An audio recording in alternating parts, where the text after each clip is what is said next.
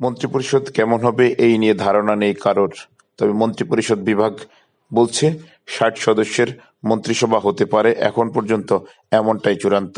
শেষ মুহূর্তে এ বিষয়ে আরও সংশোধনীও আসতে পারে, সংযোজন বা বিয়োজন যেকোনো বিষয়ে আশঙ্কা করছেন তারা। কারণ গত সংসদে প্রধানমন্ত্রী শেখ হাসিনা তার সিদ্ধান্তে ৫২ সদস্যের মন্ত্রিসভা রাখলেও পরবর্তীতে তাতে কাটছাঁট করেছেন। তবে ৪ জন টেকনোক্র্যাট মন্ত্রী থাকছেন এবারও। এছাড়া নতুন করে যারা এমপি হয়েছেন, অর্থাৎ ২০১৪ সালের নির্বাচন এবং ২০১৮ সালের নির্বাচনে যারা এমপি হয়েছেন, এমন তরুণ এমপিদের কেউ কেউ প্রতিমন্ত্রীর দায়িত্ব পেতে পারেন।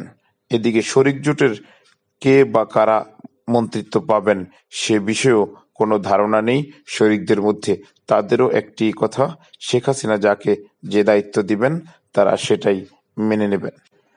এদিকে সংসদে প্রধান বিরোধী দলের নেতা হিসেবে এরশাদ এবং উপনেতা হিসেবে তার ছোট ভাই জি.এম.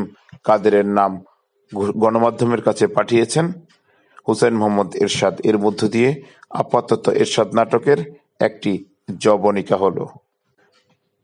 তবে এখনো একাদশ সংসদের নির্বাচিত ঐক্যফ্রন্টের এমপিরা শপথ নিবেন কিনা সে বিষয়ে কোনো সিদ্ধান্তে আসতে পারেনি দলটি। গুলশান কার্যালয়ে এ বিষয়ে মিটিং করেও এখন পর্যন্ত কোনো সিদ্ধান্ত নিতে পারেনি মির্জা ফখরুল ইসলাম আলমগীর।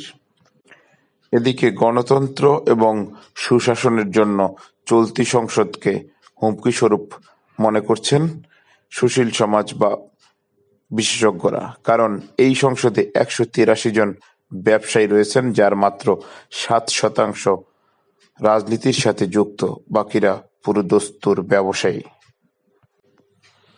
এদিকে ঐক্যফ্রন্টের শপথ না নেওয়াকে আরেকটি ভুল বলেছেন আওয়ামী লীগ সাধারণ সম্পাদক ওবায়দুল কাদের। এর জবাবে বিএনপির সিনিয়র যুগ্ম মহাসচিব রুহুল কবির রিজভী বলেছেন, কে ভুল করছে ইতিহাস তা সাক্ষী দেবে।